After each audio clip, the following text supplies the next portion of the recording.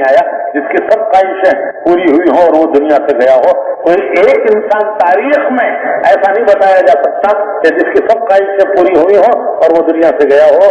ہزاروں خواہشیں ایسی کہ ہر خواہش پہ دم نکلے، ایک ایک خواہش پہ دم نکلتا ہے اور ایک سے نکل جاتا ہے پورا دم. ایک ہی تو دم ہے، کتنے دم ہے اور ایسے کتنی خواہشیں ہیں؟ ہزاروں خواہشیں ایسی کہ ہر خواہش پہ ایک ایک خواہش بھی پورا نہیں ہوتی. دنیا میں اللہ تعالیٰ نے ایک ایسا نہیں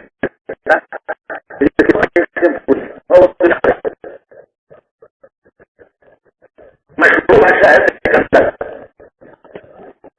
اس نے اپنا ایک مقصد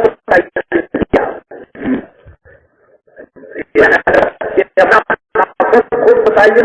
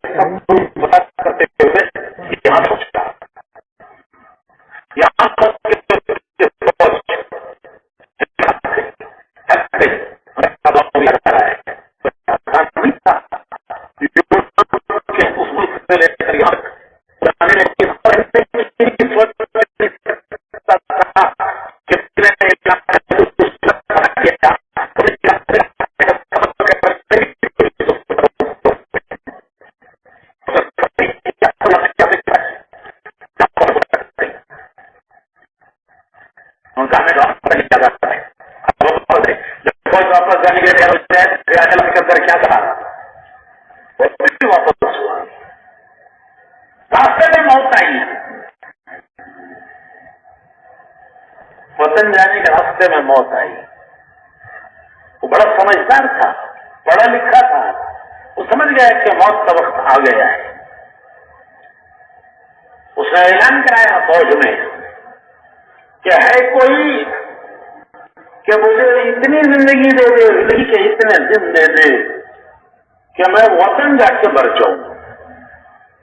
میں جانتا ہوں کہ موت آ گئی ہے، اس کو کوئی ٹال نہیں سکتا. میں اتنی مہلت مانگتا ہوں، اتنا وقت مانگتا ہوں کہ کوئی مجھے اتنا وقت دے دے، میری موت کو اتنا دور کر دے کہ میں وطن جا کے مر جاؤں۔ ارے ہے کوئی؟ اسے فوج میں اعلان کیا کرایا کہ اگر کوئی مجھے اتنے دنوں کی زندگی دے دے تو میں اس کے بدلے میں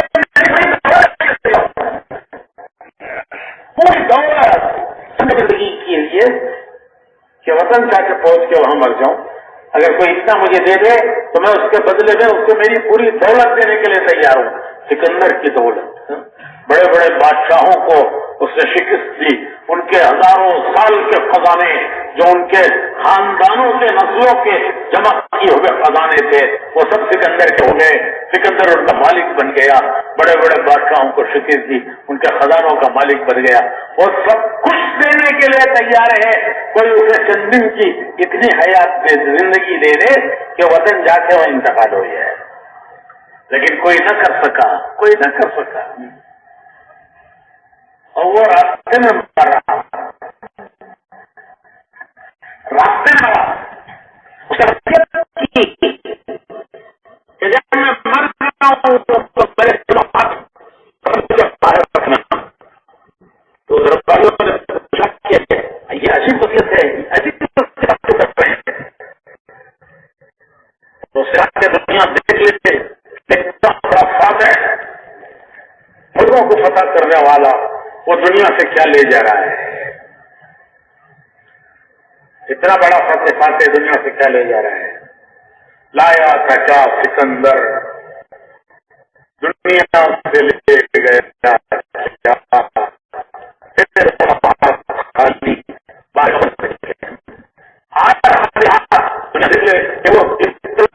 کرنے والا دنیا سے خالی ہاتھ جا رہا ہے، آیا تھا خالی ہاتھ، جا رہا ہے دنیا سے خالی ہاتھ۔ حسرت کی موت ہے، حسرت کی موت ہے۔ وہ ہاتھ دونوں باہر رکھوا کر بتا رہا ہے کہ دیکھ لو کہ اتنا بڑا فاتح وہ کیا دنیا سے لے جا رہا ہے، خالی ہاتھ جا رہا ہے۔ حسرت کی موت۔ ایک چیز ذرا سا سوچئے کہ چند دن کی زندگی کے لیے وہ کیا تیار ہے، وہ دینے کے لیے تیار ہے۔ کتنے دن کے لیے؟ چند دن کی زندگی کہ جس میں میں وطن جا کے مر جاؤں، اتنا مجھے میں پوری زندگی کی دینے کے لیے کی پوری دولت نہیں ہے، تو یہ زندگی جو اللہ نے ہمیں دی ہے اس پوری زندگی کی کیا قیمت ہے؟ زندگی کی قیمت سکندر کی دولت نہیں بن سکی، پوری زندگی کی کیا قیمت ہے؟ تو اس نے وصیت کی کہ دونوں ہاتھ باہر رکھو، دنیا دیکھے اتنا بڑا فاتح دنیا سے کیا لے جا رہا ہے۔ ہمارے اردو کے شاعر البیلے ہوتے ہیں، انہوں نے یہ کہا کہ لایا تھا سکندر دنیا سے لے گیا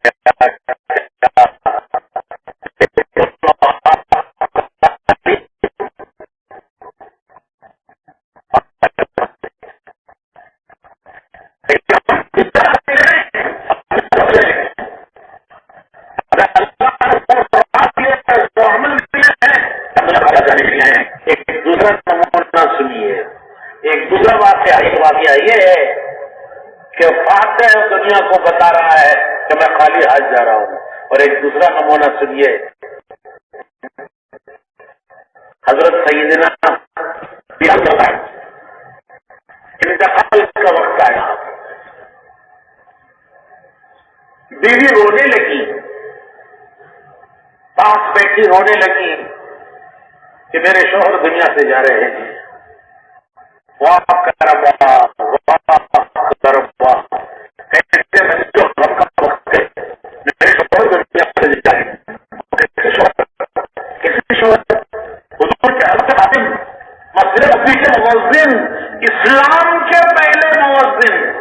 اسلام کے پہلے مؤذن، مسجد نبوی کے مؤذن، حضور کے ہر وقت کے خادم، اس سے بڑھ کر رنج و غم کا کیا وقت ہوگا کہ وہ دنیا سے جا رہے ہیں۔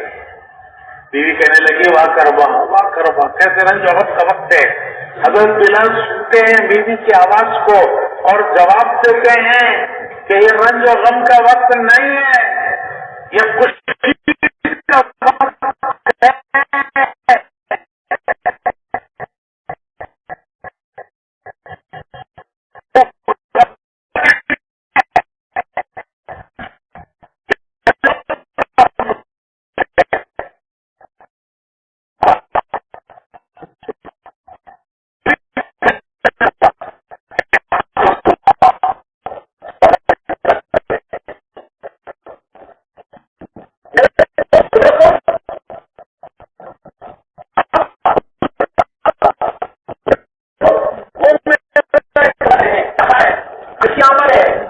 آج بلال آ رہا ہے، میرے آقا انتظار کر رہے ہیں کہ آج میرا بلال آ رہا ہے، میرے دوست صحابہ انتظار کر رہے ہیں کہ آج ہمارا بلال آ رہا ہے۔ تو یہ رنج و غم کا وقت ہے یا خوشی کا وقت ہے؟ تو غلط کہہ رہی ہے، یہ رنج و غم کا وقت نہیں ہے۔ ابھی تھوڑی دیر میں دنیا سے جاؤں گا اور آخرت پر پہنچوں گا، وہاں میرے آقا انتظار کر رہے ہیں، میرے دوست انتظار کر رہے ہیں۔ جیسے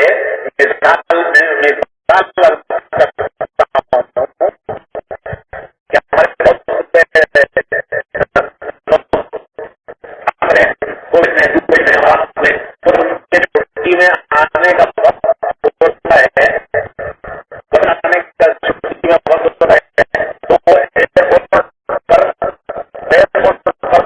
ہوا کس میں ہے پکڑے جان رہا ہے،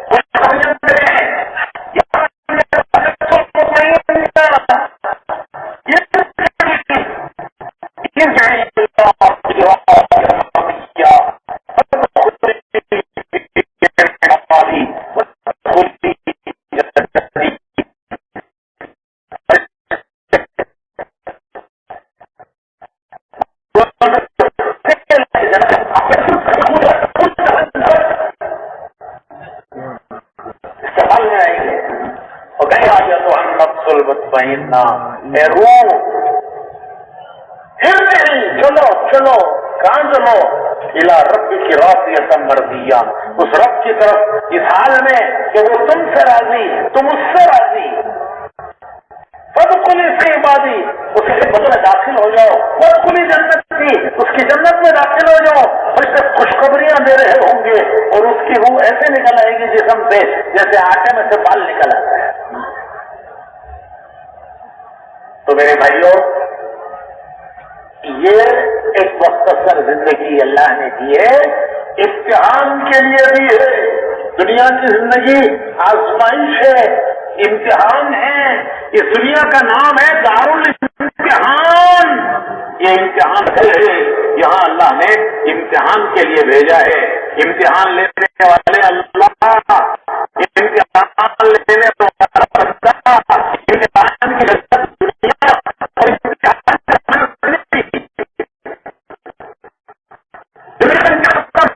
اور تھوڑی سی زندگی کا لیتی ہے۔ امتحان کیا ہے؟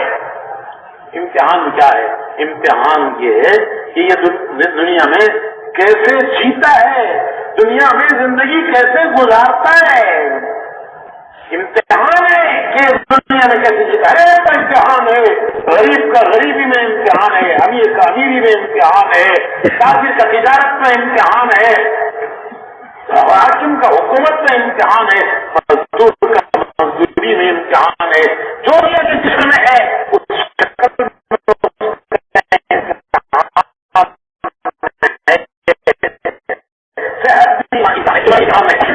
شکل آتے ہیں وہ بھی امتحان ہے، غم کے لمحے آتے ہیں وہ بھی امتحان ہے۔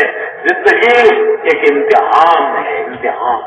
اللہ تعالیٰ نے امتحان لینے کے لیے دنیا میں بھیجا ہے۔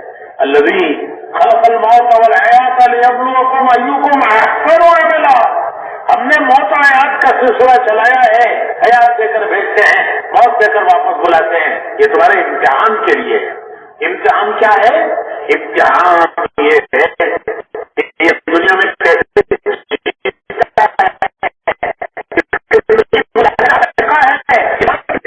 حالات پہاڑوں کی طرح ہوں، سمندروں کی طرح گہرے ہوں،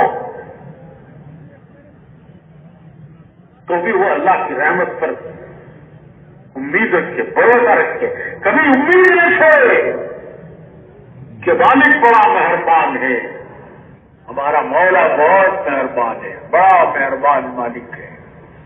تو حالات اللہ سے مانگنا نہیں ہے، اللہ سے عافیت مانگنی ہے۔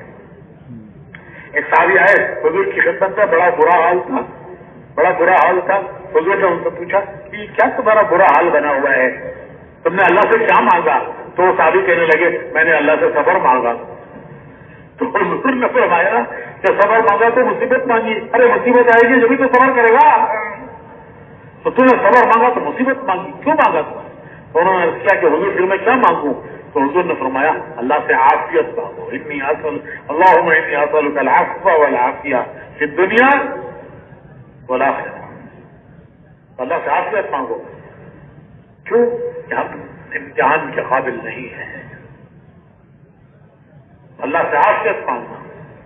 اور حالات آئیں تو علماء نے لکھا ہے کہ مومن کا کام ہے کہ ہر حال میں وہ اللہ سے امید رکھے، اس پر بھروسہ رکھے، اس پر امید رکھے۔ کبھی کسی حال میں چاہے وہ پہاڑوں کی طرح ہوں، چاہے وہ سمندر کی گہرائیوں کی طرح ہوں، وہ کبھی اللہ سے مایوس نا امید نہ ہو۔ تو بھائیوں میں عرض کرا تھا کہ امتحان تو سب کا ہوگا، ہاں ہر ایک کا امتحان اس کے ضرورت کے اعتبار سے، اس کی استعداد کے اعتبار سے، بڑوں کا امتحان ان کی ایمان کی بڑائی کے اعتبار سے، اور ہمارا ایمان ہمارے ایمان کی کمزوری کے اعتبار سے۔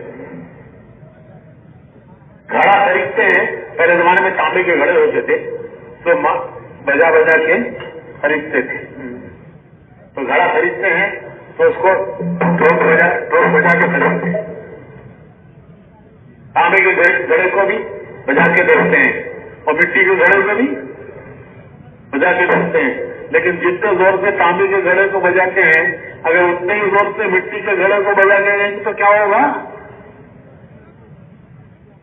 इतने जोर से तांबे के घड़े को बजा के देखा है, अगर उतने ही जोर से मिट्टी के घड़े को बजाएंगे तो कुछ भी नहीं बचेगा, घड़े इतना बजाएगा, बचेगा ही नहीं कुछ। तो अल्लाह पाक भी बजाते हैं, बजा के देखते हैं, हर एक को उसके ज़र्फ के एतबार से, हर एक को उसके ज़र्फ के एतबार से। बड़ों का इम्तिहान बड़ा था, हमारा इम्तिहान मिट्टी के घड़े का इम्तिहान है, लेकिन है इम्तिहान तांबे के घड़े का भी और मिट्टी के घड़े का भी। तो नेकों के इम्तिहान में और गुनाहगारों के इम्तिहान में फर्क यह है कि नेकों की इब्तिदा है नागवारियों से, मुश्किलात से, और इंतहा है कामयाबी। और गुनाहगारों की इब्तिदा है मजे उड़ाना, ऐश करना, ऐश करना, मजे उड़ाना, और इंतहा है नाकामी।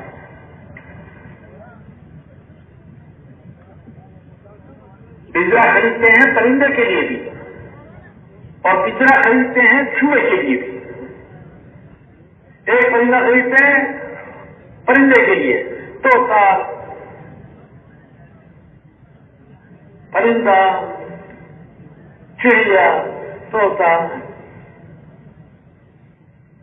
इसके लिए एक परिंदा खरीदते हैं, और एक पिंजरा खरीदते हैं चूहे के लिए भी। दोनों एक से हैं, दोनों एक से हैं, लेकिन परिंदे का पिंजरा प्यार से है, मोहब्बत से है, उसकी हिफाजत के लिए है कि कहीं बिल्ली हाथ तो मार दे। कबूतर को, तोते को बिल्ली हाथ मारती है, उसका खुद पी जाती है, और मेरे तोते को, मेरे कबूतर को बिल्ली हाथ न मारे।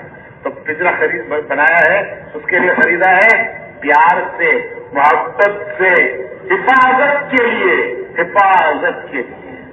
तो चूहे का परिंदा, चूहे का पिंजरा वो भी हिफाजत के लिए है कि मेरे घर से कहीं और न जाए।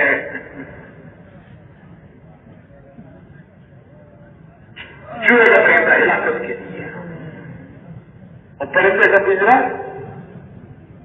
परिंदे का पिंजरा हिफाजत के लिए, चूहे का पिंजरा हिलाकत के लिए। उसे भी खिलाते हैं, इसे भी खिलाते हैं, परिंदे को भी खिलाते हैं, प्यार से खिलाते हैं, उसकी आवाज प्यारी है, उसकी पुकार प्यारी है, उसे भी खिलाते हैं। और चूहे को उससे अच्छा खिलाते हैं, चूहे को उससे अच्छा खिलाते हैं। हमारे इलाकों में नारियल भून कर रोस्ट करके लगाते हैं चूहे के लिए। नारियल रोस्ट करो तो बड़ी खुशबू आती है उसमें। तो बच्चा कहता है अम्मा मुझे दे, वो कहते नहीं नहीं जा, ये चूहे के लिए है। बेटा चूहा प्यारा है तो उससे हुए नहीं, ये उसके पकड़ने के लिए, और जब कब्जे में आ जाता है तो फिर याद दिला के उसे मारती है। बच्चे के यूनिफॉर्म कपड़े मारे, किताबें कतर डाली मारी। तो मेरे भाइयों, मिस्र के तख्त पर यूसुफ अलैहिस्सलाम को भी अल्लाह ने बिठाया, फिरौन को भी बिठाया। एक की इब्तिदा मुश्किलात से, इंतहा कामयाबी, दूसरे की इब्तिदा ऐश और इशरत से है, और इंतहा दुबो से मारा है। हामान, शत्रुआत, नमरूद, इन सब की इब्तिदा है ऐश और इशरत से, इंतहा है नाकामियों से। तो नेक और दीनदार की दो मिसालें देता हूं। एक मिसाल है सिकंदर की। कौन सिकंदर? वो गली का सिकंदर। वो गली में एक लड़का रहता है, उसकी मां पुकारती रहती है मेरा सिकंदर, मेरा सिकंदर। तो वो आपकी गली का सिकंदर नहीं, वो यूरोप का सिकंदर जिसने हिंदुस्तान तक फतह किया। अभी उसके गांव में यूरोप का जोड़ हुआ, हमारी जमातें गई थी। मैक्सिडोनिया उसका शहर है, उसमें इज्तिमा हुआ, यूरोप का मशवरा हुआ, और 33 मुल्कों के लोग उस शहर में जमा हुए।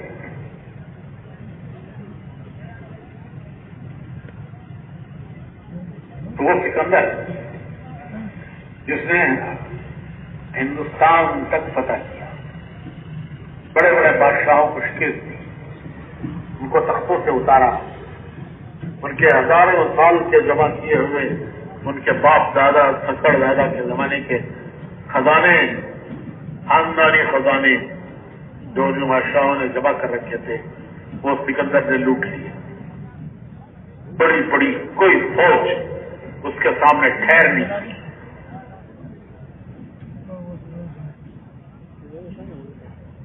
ہر ایک کو فتح کرتا چلا گیا۔ جہاں وقت ہندوستان آیا تو آگے بڑھنے سے اس کی فوج نے انکار کر دیا کہ اتنا زمانہ گزر گیا، اتنی دور کا سفر کہ جتنا سفر کرنا کوئی سوچ نہیں سکتا تھا اس زمانے میں، انہوں نے صرف سفر نہیں کیا، راستے کی سب حکومتوں کو شکل دی، روز اٹھنا اور جنگ لڑنا۔ تو فوجی تھک گئے، پیدل جماعت نہیں کہ روز اٹھنا اور تعلیم کرنا، روز اٹھنا اور جنگ لڑنا۔ تو فوجی تھک گئے، انہوں نے کہا کہ ہم آگے نہیں بڑھیں گے، اور جب وہ آگے نہیں بڑھیں گے تو یہ اکیلا کیا کرے گا؟ تو اس نے بھی واپسی کا ارادہ کیا اور واپسی پر اسے موت آئی۔ جب موت کے آثار آئے، بہت سمجھدار تھا، ملکوں کو فتح کرنے والا، بہت سمجھدار تھا۔ اس نے اندازہ لگا لیا کہ میرا آخری وقت ہے، اب بہت قریب ہے۔ اسے اندازہ ہو گیا کہ اب میں مرنے والا ہوں، تو اس نے اپنی فوج میں اعلان کرایا کہ ہے کوئی جو مجھے اتنی مہلت دلا دے، اتنی زندگی دلا دے کہ میں وطن جا کے مر جاؤں، میری اتنی مہلت مجھے مل جائے، اتنی زندگی مجھے مل جائے کہ میں وطن جا کے مر جاؤں۔ ارے ہے کوئی، اگر کوئی اتنا کر لے، میں سب دولت اسے دینے تیار ہوں، میری سب دولت میں اسے دینے تیار ہوں۔ کون سی دولت؟ جو پتہ نہیں کتنے ملکوں کو فتح کی ہوئی، وہاں کے بادشاہوں کی، ان کے ہزاروں سال کے خزانوں کی وہ دولت جو اس نے حاصل کی تھی، وہ چند دنوں کی زندگی کے لیے دینے تیار ہے کہ مجھے بس اتنی مہلت مل جائے کہ میں اپنے وطن جا کے مر جاؤں۔ مجھے معلوم ہے کہ موت تو آئے گی، لیکن اتنی مہلت مل جائے کہ وطن جا کے مر جاؤں۔ تو حسرت کی موت، ایسی موت، حسرت کی موت کہ پردیس میں جان دے رہا ہوں، کیونکہ آگے کی کوئی امید نہیں ہے، آگے کے لیے کوئی بھیجا نہیں ہے، آگے کا کوئی انتظام کیا نہیں ہے۔ بس اسی زندگی کو سب کچھ سمجھ کر سب کچھ اسی کے داؤ پر لگا دیا ہے، سب کچھ اسی کے داؤ پر اسی کو سب سمجھ کر لگایا ہے۔ آگے کی کوئی انتظام نہیں ہے، آگے کے لیے کچھ بھیجا نہیں ہے۔ دوسری مثال، سمجھ ایک بھی مثال ہے اور پتہ نہیں کتنی ہزاروں مثالیں ہیں۔ حضرت سیدنا بلال رضی اللہ تعالی عنہ، ان کے انتقال کا وقت آیا، بیوی پاس بیٹھی ہوئی ہیں، دیکھ رہی ہیں کہ میرے شوہر دنیا سے رخصت ہو رہے ہیں، کہنے لگی کیسے غم کا وقت ہے، کیسے رنج کا وقت ہے، واہ کربا واہ کربا۔ کرب کہتے ہیں غم کے اور تکلیف کے وقت، بیوی کہتی ہیں کیسے رنج کا غم کا وقت ہے کہ میرے شوہر دنیا سے جا رہے ہیں۔ کیسے شوہر؟ مسجد نبوی کے مؤذن، اسلام کے پہلے مؤذن، اسلام کے پہلے مؤذن، حضور کے ہر وقت کے خادم، وہ دنیا سے جا رہے ہیں، اس سے زیادہ رنج کا غم کا کیا وقت ہوگا؟ تو بلال رضی اللہ تعالیٰ عنہ سنتے ہیں، بیوی کی بات سن کر کہتے ہیں تو غلط کہہ رہی ہے، یہ رنج و غم کا وقت نہیں ہے، یہ خوشی کا وقت ہے، یہ خوشی کا وقت ہے۔ تھوڑی دیر میں دنیا سے رخصت ہونے والا ہوں، میں تھوڑی دیر میں دنیا سے جاؤں گا، میرے آقا محمد رسول اللہ صلی اللہ علیہ وسلم میرے انتظار میں ہیں، وہ میرے انتظار میں ہیں. کیا کون آ رہا ہے؟ آج بلال آ رہا ہے، آج بلال آ رہا ہے. میرے دوست، ان کے دوست کون؟ حضور کے صحابہ. وہ میرے انتظار میں ہیں کہ آج کون آ رہا ہے؟ آج بلال آ رہا ہے. میرے دوست میرا انتظار کر رہے ہیں، صحابہ.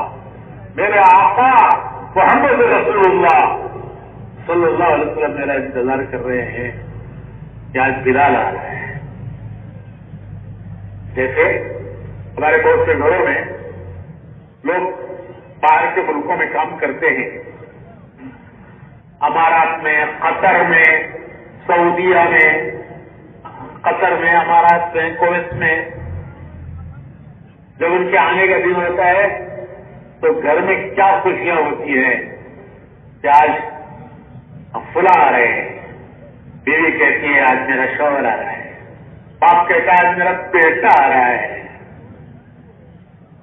بیوی کہتی ہے میرے شوہر آ رہا ہے، ماں کہتی ہے آج میرا بیٹا آ رہا ہے، باپ کہتا ہے میرا بیٹا آ رہا ہے. ابھی تھوڑی دیر میں لاہور ایئرپورٹ پہ اترے گا، اسلام آباد ایئرپورٹ پہ اترے گا، اور تھوڑی دیر میں گھر پہنچے گا. گھر میں بریانی پک رہی ہے، گھر میں بریانی پک رہی ہے کہ آج بیٹا آ رہا ہے. شوہر بی کے دن شوہر آ رہا ہے. ادھر یہ خوش، ادھر وہ خوش کہ تھوڑی دیر میں گھر پہنچوں گا، وہ میرا تھوڑا کنبا میرے انتظار میں خوشیوں میں میرے لیے کھانے تیار کر کے بیٹھا ہوا ہے. تو یہ کیفیت ہے حضرت بلال کی. کہتے ہیں کہ تھوڑی دیر میں، ابھی تھوڑی دیر میں جاؤں گا اور وہاں میرے آقا محمد رسول اللہ صلی اللہ علیہ وسلم وہ میرا انتظار کر رہے ہیں کہ آج میرا بلال آ رہا ہے. صحابہ انتظار کر رہے ہیں کہ آج میں ہمارا بلال آ رہا ہے. تو بھائیو، ابتدا مشقتوں سے، مشکلوں سے، کیا کیا مشقتیں، کیا کیا مشکلیں اٹھائی، وہ تو تاریخ ہے. اور انتہا کامیابی، انتہا کامیابی. دینداروں کی ابتدا ناگوائیوں سے، انتہا کامیابی. تھوڑی سی ناگوائیاں ہو، گھبرانا نہیں ہے کہ ان سے گزار کر پھر اللہ پاک کو مرحلوں سے لے جاتے ہیں. انشاءاللہ انتہا کامیابی ہے. تو یہ امتحان ہے کہ کون سا راستہ اختیار کرتے ہیں، کون سا راستہ اختیار کرتے ہیں، کس راہ کو اختیار کرتے ہیں. دنیا میں جینے کے دو راستے ہیں، کوئی تیسرا راستہ نہیں ہے. دو ہی راستے ہیں جینے کے، دو راستے دنیا میں زندگی گزارنے کے، دو راستے. ایک راستہ ہم دیکھیں گے کہ ہمارا مالک کیا چاہتا ہے، ہم بھی دیکھیں گے ہمارا جی کیا چاہتا ہے، ہم بھی دیکھیں گے زمانہ کیا چاہتا ہے، ہم بھی دیکھیں گے دنیا والے کیا چاہتے ہیں، ہم بھی دیکھیں گے کہ ہمارا نفس کیا چاہتا ہے، دنیا والے کیا چاہتے ہیں، زمانہ کیا چاہتا ہے، زمانہ کیا کر رہا ہے. لوگ کہتے ہیں زمانے کو دیکھ کے چلو، حالات کو دیکھ کے چلو. نہیں، ہم تو حکم کو دیکھ کے چلیں گے. ہم بھی دیکھیں گے دنیا کیا چاہتی ہے، زمانہ کیا چاہتا ہے، ہم دیکھیں گے ہمارا مالک کیا چاہتا ہے، کیونکہ ہم نے اس کو مالک بنا ہے. ہم نے عہد کیا ہے لا الہ الا اللہ محمد رسول اللہ، کہ ہم نے عہد کیا ہے. ہمارے پیدا ہوتے ہی سب سے پہلے ہمارے ایک کان میں اذان دی گئی ہے، ہمارے ایک کان میں اقامت پڑی گئی ہے کہ تمہارے تم دنیا میں آئے ہو، یہاں جینے کا یہ راستہ ہے، یہ راستہ ہے، یہ تمہاری زندگی کا دستور ہے، یہ تمہاری دنیا میں جینے کا راستہ ہے. ایک کان میں سب سے پہلے اذان دی گئی، ایک کان میں اقامت پڑی گئی. اس کو سامنے رکھ کر دنیا میں جینا ہے. کیا ہم سے عہد دیا گیا ہے، عالم ارواح سے دیا گیا ہے، اور یاد دلایا گیا ہے. دنیا میں آتی عہد دیا گیا عالم ارواح نے، دنیا میں آتی یاد دلایا گیا کہ اس عہد کو یاد رکھ کے چلو، یہ راستہ ہے تمہارے دنیا میں جینے کا. تو دنیا میں جینے کے دو راستے ہیں. ایک راستہ یہ ہے جائز سے ایک راستہ یہ ہے کہ آدمی اپنی خواہشات کو دیکھتے چلے. کیا کریں گے؟ کیا کریں گے؟ وہ کریں گے جو ہمارا جی چاہتا ہے. وہ کریں گے جو ہمارا جی چاہتا ہے. نہیں، ہم نے ایک عہد کیا ہے، ہم وہ کریں گے جو ہمارا رب چاہتا ہے. مولانا الیاس صاحب رحمۃ اللہ علیہ فرمایا کرتے تھے کہ یہ محنت جی چاہی سے نکلنے کی ہے اور رب چاہی کی طرف آنے کی ہے. یہ ساری محنت جو ہو رہی ہے، یہ ساری محنت جی چاہیوں سے جی چاہیوں سے نکلنے کی ہے. ارے بھائی، جی کیا نہیں چاہتا؟ کیا نہیں چاہتا؟ جی کیا نہیں چاہتا؟ تو سب چاہتا ہے، لیکن خواہش کوئی ایک نہیں ہوتی. ہزاروں خواہشیں ایسی کہ ہر خواہش میں دم نکلے، ایک سے دم نکلتا ہے. ایسی ہزاروں ہیں، ہزاروں خواہشیں ایسی کہ ہر خواہش میں دم نکلے. بہت نکلے میرے ارمان، لیکن پھر بھی کم نکلے. آدمی ایک ارمان پر اپنی زندگی لگا دیتا ہے اور وہ ارمان پورے نہیں ہوتے. وہ انہیں ارمانوں کو لے کر زمین کے سینے میں دفن ہو جاتا ہے. اپنے ارمانوں کو اپنے سینے کے صندوق پہ بند کر کے زمین کا پیغام بن جاتا ہے. تو ایک راستہ ہے. اور مولانا ایسا فرماتے تھے کہ یہ ساری محنت جی چاہیوں سے نکلنے کی ہے. بہت کچھ جی چاہتا ہے، ان سے نکلنے کی ہے، اور رب چاہی کی طرف آنے کی ہے. جی چاہیوں سے نکلنے کی ہے، رب چاہی کی طرف آنے کی ہے. تو میرے بھائیوں، یہ ہمارا راستہ نہیں ہے. ہم نہیں دیکھیں گے ہمارا جی کیا چاہتا ہے، ہم نہیں دیکھیں گے دنیا کیا چاہتی ہے، ہم نہیں دیکھیں گے زمانہ کیا چاہتا ہے. ہم دیکھیں گے ہمارا رب کیا چاہتا ہے. ہم وہ کریں گے جو ہمارا رب چاہتا ہے، ہم وہ نہیں کریں گے جو ہمارا جی چاہتا ہے. کیوں کہ ہم نے بندگی کا اقرار کیا ہے، اپنے اللہ سے بندگی کا اقرار کیا ہے کہ تو ہمارا رب ہے، ہم تیرے بندے ہیں، ہم تیرے بندے ہیں. بندگی بہت بڑا اعزاز ہے. ارے اللہ کہ میرا بندہ، اللہ کہ میرا بندہ، کتنا بڑا اعزاز ہے ہمارا کہ اللہ کہ میرا بندہ. تو بندگی ہمارا اعزاز ہے، بندگی ہمارا رشتہ ہے اللہ سے. ایمان کے دو وائر، کرنٹ کے دو وائر، ایمان کے دو وائر، لا الہ الا اللہ ایک وائر، محمد رسول اللہ دوسرا وائر. دونوں کا کنیکشن ہوتا ہے تو اجالا، اور کنیکشن ٹوٹتا ہے، کٹتا ہے تو کنیکشن کٹا وائر کا تو اندھیرا. کیونکہ کنیکشن کٹا ہے تو دنیا اندھیرے میں جی رہی ہے، اندھیرے میں جی رہی ہے. کیوں کہ مالک سے کنیکشن کٹا ہے، خالق کائنات سے، پیدا کرنے والے سے کنیکشن کٹا ہے. وائر کا کنیکشن کٹ گیا، اندھیرا. مالک سے کنیکشن کٹ گیا، دنیا اندھیروں میں جی رہی ہے، اندھیروں میں جی رہی ہے. غفلت کے اندھیرے، گناہوں کے اندھیرے، غفلت کے، گناہوں کے، خواہشات کے اندھیرے، ان اندھیروں میں آج دنیا جی رہی ہے.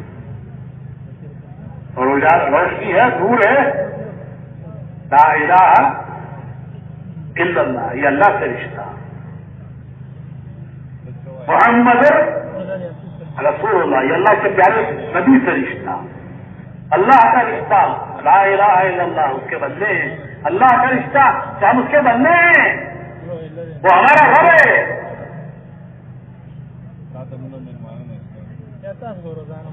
اللہ تعالیٰ فرماتے ہیں کہ میرے پیارے نبی، اگر میرے بندے آپ سے پوچھیں کہ ہمارا اللہ کہاں ہے، آپ سے اگر میرے بندے پوچھیں ہمارا اللہ کہاں ہے، وہ اللہ جس کے سامنے ہم ہاتھ ڈال کے کھڑے ہوتے ہیں،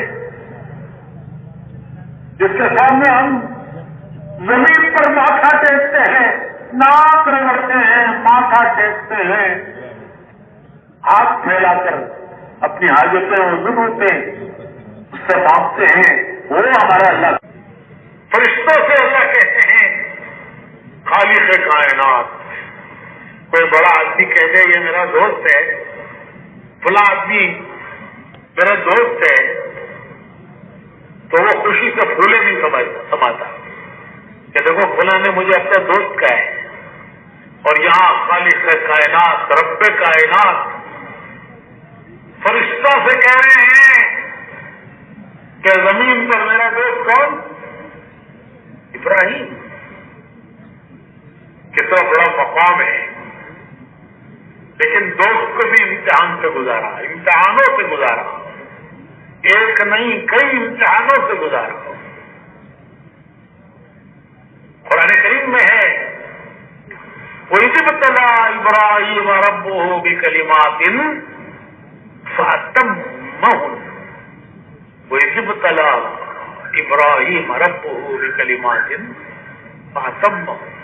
ہم نے ابراہیم کو امتحانات سے گزارا۔ ابتلا کہتے ہیں آزمائش، جس چیز سے آزمایا جائے۔ اللہ پاک فرماتے ہیں ہم نے امتحانوں سے ابتلا ابراہیم ربہ بکلمات فأتمہن، انہیں امتحانوں سے گزارا اور وہ تمام امتحانات میں کامیاب اترے، پورے کامیاب اترے۔ تو دوستوں کا بھی امتحان لیتے ہیں، صرف گناہگاروں کا امتحان نہیں ہے، دوستوں کا بھی امتحان ہے۔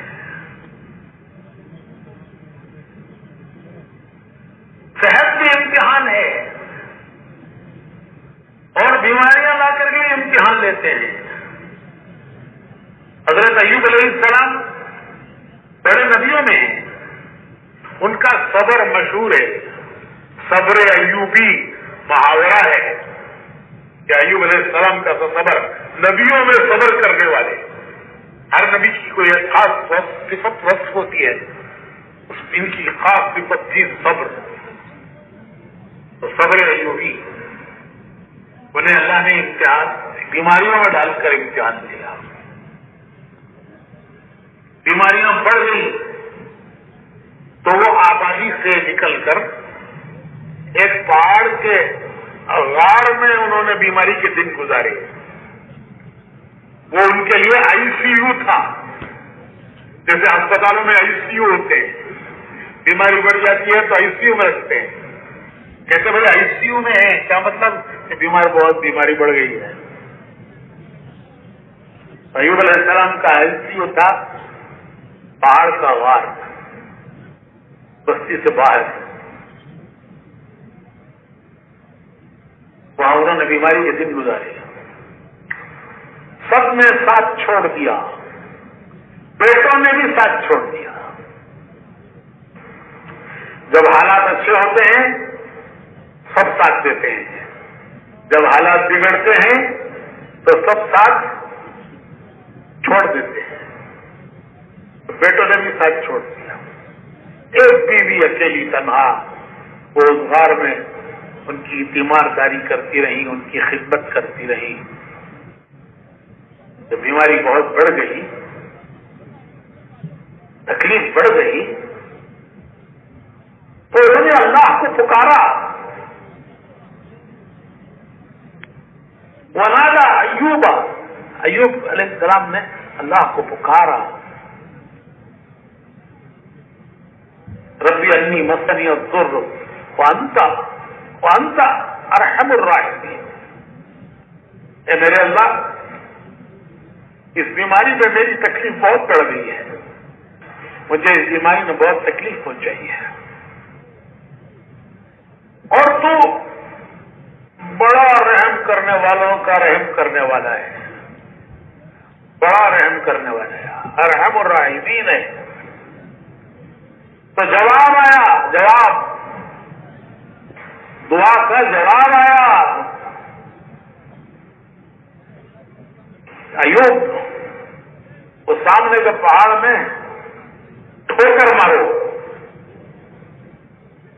جب انہوں نے اس پہاڑ میں ٹھوکر ماری تو ایک چشمہ ابلا، آنکھ سے چشمہ نکلا.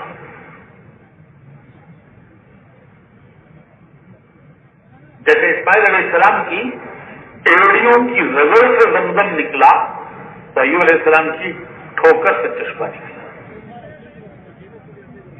اور اللہ تعالیٰ نے حکم دیا کہ اس چشمے سے نہاؤ اور اس کا پانی پیو. جب انہوں نے نہایا اور اس کا پانی پیا تو سب بیماریاں دور ہو گئی. وہ چشمہ آج بھی ہے,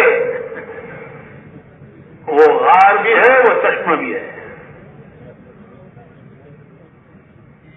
ترکی میں ایک شہر ہے عرفہ, اس شہر کے پاس پہاڑوں میں وہ غار ہے, وہ چشمہ ہے. تو لوگ وہاں کا پانی کینوں میں بھر کر کے لے جاتے ہیں کہ اس کی برکت سے ہمارے بیمار اچھے ہو جائیں گے. پیتے بھی ہیں, کینوں میں بھر کے لے بھی جاتے ہیں. تو ہم نے بھی پیا, وہ پانی ہم نے بھی پیا. ایسا ٹھنڈا میٹھا پانی کہ آپ کا اصبا پینا جھٹ مارتا ہے. اس کے سامنے یہ بوتلوں کا پانی جھٹ جاتا ہے. ایسا ٹھنڈا میٹھا پانی. تو نبیوں کو امتحانات سے گزارا.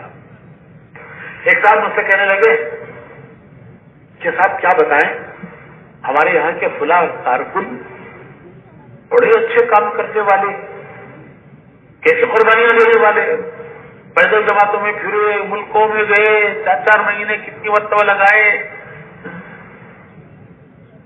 نیک آدمی, پرہیزگار, نمازی, پرہیزگار, ذکر دعا کرنے والے. مولوی صاحب ان کو کرونا ہو گیا. تعجب سے کہنے لگے ان کو کرونا ہو گیا. ارے یہ تو بھائی دنیا ہے, یہاں سب کو ہوگا. وہ تو جنت ہے جہاں کوئی کرونا نہیں ہے, نہ وہاں کوئی کووڈ ہے, نہ وہاں کوئی کرونا ہے. وہ تو موضوع اڑانے کی جگہ ہے. خواہشہ پوری کرنے کے لیے اللہ نے دنیا نہیں بنائی ہے, جنت بنائی ہے. یہاں امتحان سے ہو جاؤ اور وہاں اللہ کی نعمتوں میں داخل ہو جاؤ. جب روح نکالنے کے لیے فرشتے آئیں گے, جب فرشتے روح لے نکالنے کے لیے آئیں گے تو کہیں گے ارجعی الی ربک راضیۃ مرضیہ فادخلی فی عبادی وادخلی جنتی. تو فرشتے کہیں گے چل رب کریم کی بارگاہ کی طرف چل. ارجعی الی ربک راضیۃ مرضیہ, چل رب کریم کی بارگاہ کی طرف چل, ایسے رب کی طرف کہ وہ تجھ سے راضی, تو اس سے راضی. راضیۃ مرضیہ, وہ تجھ سے راضی, تو اس سے راضی. فادخلی فی عبادی, اس کے نیک بندوں میں داخل ہو جا اور اس کی جنت میں داخل ہو جا. حدیث میں شریف میں آتا ہے اس کی روح جسم سے ایسے نکل آئے گی جیسے آٹے میں سے بال نکل آتا ہے. تو بھائیو, زندگی امتحان کی گھڑیاں ہیں. یہاں دنیا میں آنے سے پہلے تمام روحوں نے عہد کیا تھا. عالم ارواح کہتے ہیں جہاں روحیں ہیں. قیامت تک آنے والے انسانوں کی روحیں آج ہیں عالم ارواح میں. سب روحوں کو اللہ نے ایک ساتھ پیدا کیا, پھر اپنے اپنے وقت پر ان کو جسم دے کر دنیا میں بھیجتے ہیں. لیکن تمام قیامت تک کے آنے والے انسانوں کی روحیں عالم ارواح میں ہیں. جب عالم ارواح میں اللہ نے روحوں کو پیدا فرمایا, سب سے ایک عہد لیا, ایک عہد لیا کہ کیا میں تمہارا رب نہیں ہوں؟ اور سب نے اقرار کیا کہ بے شک آپ ہمارے رب ہیں, آپ ہی ہمارے رب ہیں. تو اس اقرار کا امتحان دنیا میں ہے. یہاں بیٹھ کر امتحان لیتے ہیں کہ کتنا اس اقرار پر جمتا ہے اور چلتا ہے اور کتنا اس اقرار کو بھلا دیتا ہے. عالم ارواح کے اقرار کا امتحان دنیا میں ہے. حضرت سیدنا علی رضی اللہ تعالیٰ عنہ فرماتے ہیں کہ عالم ارواح میں جو میں نے اقرار کیا تھا قالوا بلا، اللہ نے پوچھا کہ میں تمہارا رب نہیں ہوں؟ تو ہم نے سب کی روحوں نے فرعون، حامان، شداد، نمرود، ان سب کی روحوں نے جواب دیا قالوا بلا، بے شک آپ ہمارے رب ہیں۔ تو حضرت علی فرماتے ہیں کہ وہ جو میں نے عالم ارواح میں اللہ سے عہد کیا تھا کہ بے شک آپ ہمارے رب ہیں، وہ مجھے ایسے یاد ہے جیسے میں نے کل کہا ہو، جیسے کل کی کہی ہوئی چیز آدمی کو یاد رہتی ہے، وہ بھولتا نہیں ہے۔ تو حضرت علی فرماتے ہیں کہ میں نے عالم ارواح میں جو اللہ کے سوال پر کہ کیا میں تمہارے رب نہیں ہوں، تو میں نے جواب دیا تھا کہ بے شک آپ ہمارے رب ہیں، قالوا بلا، تو وہ قالوا بلا مجھے ایسا یاد ہے جیسے میں نے کل کہا ہو۔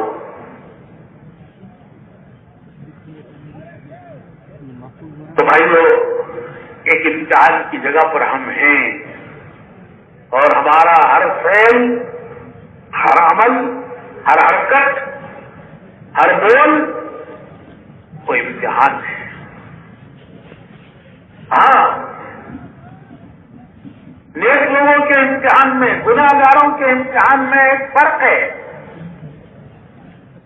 نیک لوگوں کے امتحان میں اور گناہ گاروں کے امتحان میں فرق یہ ہے کہ نیک لوگوں کی ابتدا ناگواریوں سے، مشکلوں سے، ناگواریوں سے، اور ان کا انجام کامیابی ہے۔ ابتدا ناگواریوں سے، حضور صلی اللہ علیہ وسلم پر 13 سال مکے کی ناگواریاں، 13 سال ہر طرح کی ناگواریاں، روزانہ کی ناگواریاں۔ پھر مدینے آئے تو مدینے میں بھی چین سے بیٹھنے نہیں دیا، کبھی بدر ہے، کبھی احد ہے، کبھی خندق ہے، اور انتہا کامیابی ہے۔ اور نیک لوگوں کی ابتدا مشکلوں سے ہے، ناگواریوں سے ہے، اور انتہا کامیابی ہے۔ اور گناہ گاروں کی ابتدا وہ عیش و عشرت سے ہے، مزے اڑانے سے ہے، عیش و عشرت، مزے اڑانا، اور انتہا ناکامی۔ اللہ تعالیٰ نے مصر کے تخت پر فرعون کو بھی بٹھایا، یوسف علیہ السلام کو بھی بٹھایا۔ مصر کے تخت پر فرعون بھی بیٹھا اور یوسف علیہ السلام بھی بیٹھے۔ یوسف علیہ السلام کی ابتدا ناگواریوں سے، گھر سے نکالے گئے، بھائیوں نے ترکیب کر کے گھر سے نکالا، قافلے کے ہاتھ بیچا، مصر میں لائے گئے تو ان پر الزام لگا۔ حالانکہ الزام لگانے والی خود ملزم تھی، لیکن الزام ان پہ لگایا اور ان کو جیل خانے میں ڈالا۔ 10 سال یوسف علیہ السلام نے جیل خانے میں گزارے ہیں۔ کتنا سال؟ 10 سال کیسی ناگواریوں سے گزرے ہیں۔ باپ چھوٹے، ماں چھوٹی، گھر چھوٹا، پردیش سے لا کر غلام بنا کر بیچے گئے، کتنا بڑا الزام لگا، پھر جیل میں ڈالے گئے۔ 10 سال کی جیل، 10 سال گزارے، اور کوئی کیس نہیں، کیس کی کوئی تاریخ نہیں کہ کب ان کا مقدمہ لیا جائے گا، کب ان کے مقدمے کی تحقیق ہوگی، کب مقدمہ لیا جائے گا، تحقیق ہوگی۔ ایک پردیسی ہے، جیل خانے میں پڑا ہوا ہے، اس کا کوئی پرسان حال نہیں ہے، کوئی اس کا والی وارث نہیں ہے۔ دن گزر رہے ہیں، مہینے گزر رہے ہیں، سال گزر رہے ہیں، 10 سال ایسی ابتلا سے گزرے۔ تو ابتدا ناگواریوں سے، اور انتہا پھر حکومت کے تخت پر بٹھائے گئے۔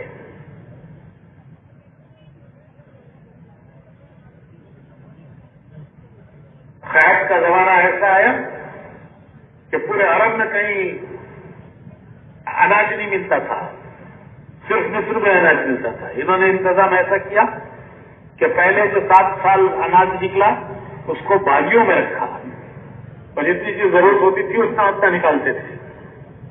پھر اگلے 7 سال جو قحط کیا ہے پورے عرب میں قحط پڑا.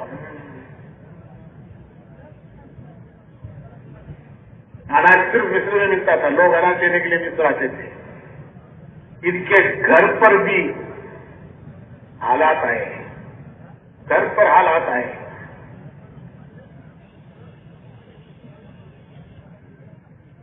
کھانے کے لیے کچھ نہیں رہا گھر میں.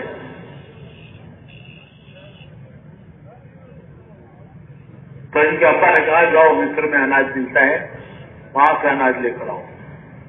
تو اناج لینے کے لیے مصر آئے. نبی کا گھر میں کچھ کھانے کے لیے نہیں رہا. اناج سب ختم ہو گیا، کھیت جل گئے، قحط کی وجہ سے سوکھا پڑا. نبی ہے گھر میں اور ایسی مشکل سے زندگی گزر رہی تھی. اس کے بھائی آئے، یوسف علیہ السلام تخت پہ بیٹھے. ان کے آرڈر سے، ان کے حکم سے اناج ملتا ہے کہ کس کو کتنا اناج دینا ہے. تو اناج دینے کے لیے کون آئے ہیں؟ بھائی آئے. زمانہ گزر گیا، پتہ نہیں کتنا زمانہ گزر گیا، پچھڑے ہوئے کہ بھائیوں نے ان کو پہچانا نہیں کہ یہ مصر کے تخت پر بیٹھا ہوا ہمارا بھائی ہو سکتا ہے. ہم نے تو بیچ دیا تھا، پھر پتہ نہیں کہاں گیا. یوسف علیہ السلام اپنے بھائیوں کو پہچان گئے، یہ میرے بھائی.